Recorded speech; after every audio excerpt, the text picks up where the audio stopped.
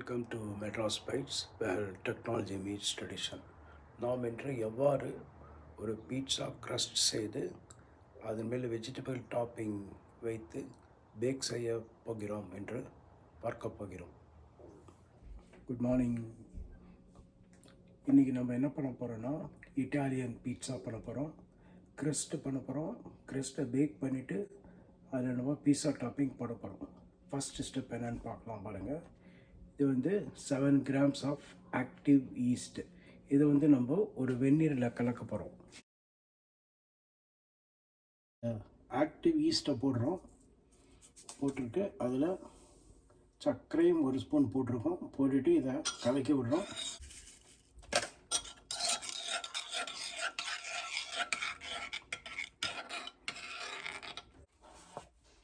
இப்போ இதில் வந்து 3 கப்பு ஆல் பர்பஸ் ஃப்ளவர் போட போகிறோம்.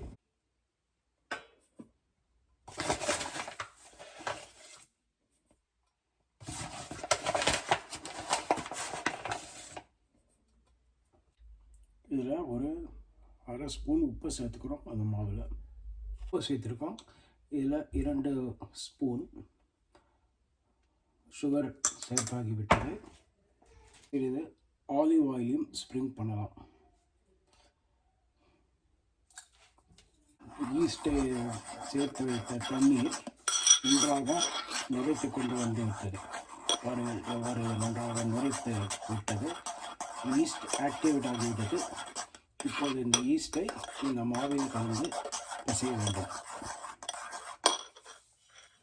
தண்ணீர் தான் ஊற்றுகிறேன்.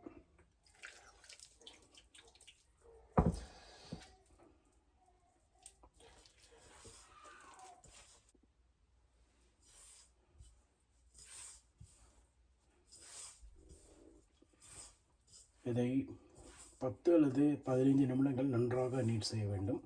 இது ஒரு க்ளூட்டன் ஒரு கலவையாக வர வேண்டும். எந்த கன்சிஸ்டன்சியில் இருக்க வேண்டும் என்று நான் உங்களுக்கு காண்பிக்கிறேன்.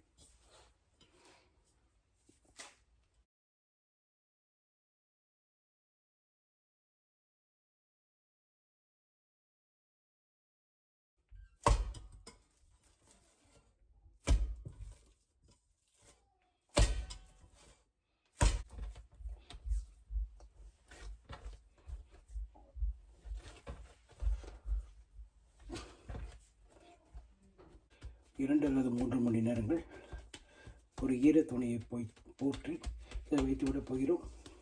இப்பொழுது இதன் சைஸ் என்னவென்று பாருங்கள்.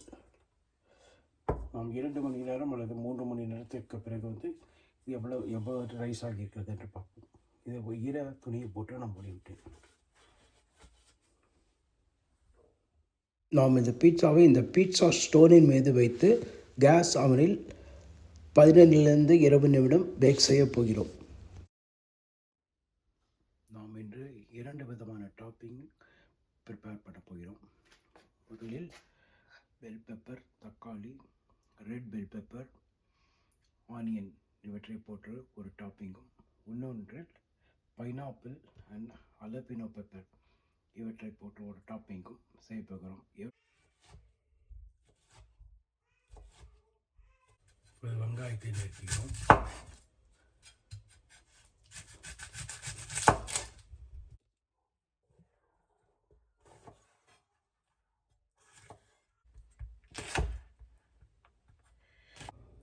ரவுண்டாக கட் பண்ணி ஆகிவிட்டது.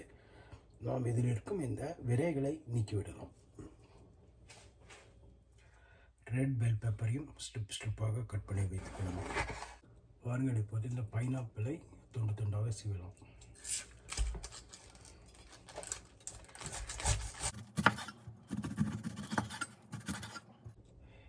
எல்லா ஸ்லைஸுகளிலிருந்தும் கோர் பகுதியை நடுவில் நீக்கி வெட்டியாச்சு. இந்த ஆலிவ் கேனையும் ஓப்பன் செய்து வைத்துக் கொள்ளப் போகிறோம். இப்பொழுது டாப்பிங்க்கு இருக்க வேணுங்கிற வெஜிடபிள்ஸை கட் பண்ணி வைத்தாகிவிட்டது.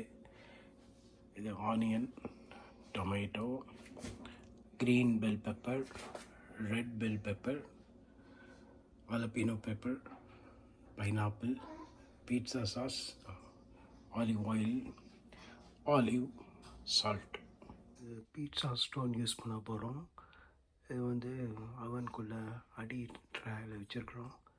500 degrees Fahrenheit டெம்பரேச்சர் போடணும்.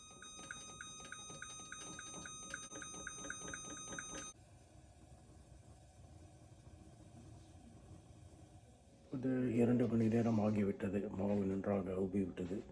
வாருங்கள் இப்போது மாவை பிசைந்து பீஸா தட்டலாம்.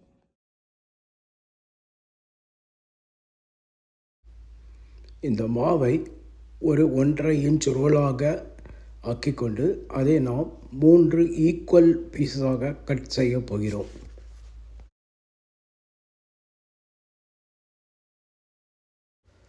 நாம் ஒரு பீஸை எடுத்துக்கொண்டு அதை நன்றாக உருட்டி வைத்துக்கொண்டு இந்த சப்பாத்தி கட்டையில் வைத்து தேய்க்கலாம். மெதுவாக தேய்க்க வேண்டும். மெதுவாக தேய்த்து இந்த சப்பாத்தி கட்டையின் வெட்டத்திற்கு இதை ஸ்ப்ரெட் பண்ணலாம்.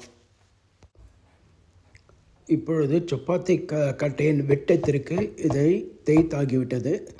இப்பொழுது நாம் அதன் ஓரத்தை சிறிது ரோல் செய்து மடிக்கிறோம். ஏனென்றால் இதன் மீது நாம் ஸ்ப்ரெட்டு தூவும் பொழுது, டாப்பிங்கை தூவும் போது அது வெளிவராமல் இருப்பதற்கு இந்த ரோலிங் உதவி புரியும்.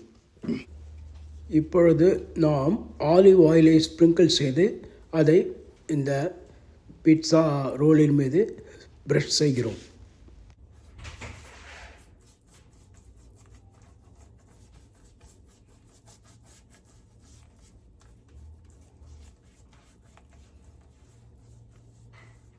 அடுத்ததாக இந்த பீட்சா சாஸை இதன் மீது ஊற்றி அதையும் நன்றாக ப்ரஷ் செய்கிறோம்.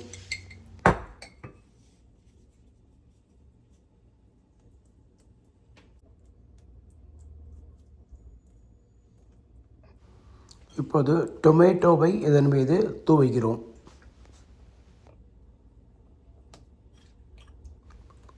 அடுத்தது ரெட் பெல் பெப்பர் டாப்பிங் செய்கிறோம்.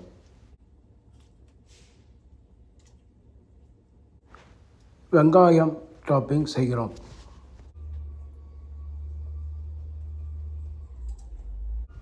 இப்பொழுது கிரீன் குடமிளகாய் டாப்பிங் செய்கிறோம். பிளாக் ஆலிவ்ஸ்,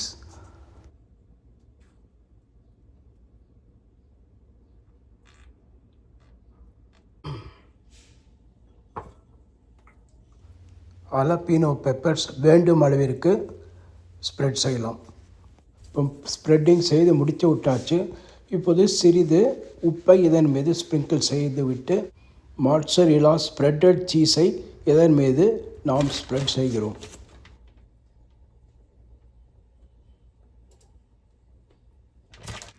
இப்பொழுது டாப்பிங் முடித்து விட்டாயிற்று. இப்போது ப்ரீஹீட் செய்யப்பட்ட அவனில் 500 degrees Fahrenheit இந்த பீட்சாவை நாம் பீட்சா ஸ்டோன் மீது வைத்து 15லிருந்து 20 நிமிடங்களுக்கு பேக் செய்கிறோம். பேக் ஆகிவிட்டது. இப்பொழுது இதை நாம் வெளியில் எடுத்து அருந்த போகிறோம். பாருங்கள், இது எவ்வளவு நன்றாக ஃப்ளஃபியாகவும் சாஃப்டாகவும் க்ரன்ச்சியாகவும் உள்ளது.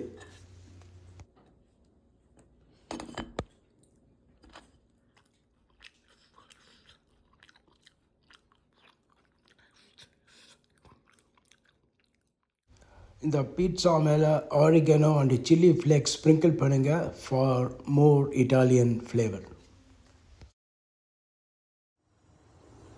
இந்த ரெசிபி உங்களுக்கு பிடித்திருந்தால் ஷேர் செய்யுங்க, சப்ஸ்கிரைப் செய்யுங்க, லைக் பண்ணுங்கள். தேங்க்ஸ் ஃபார் வாட்சிங்.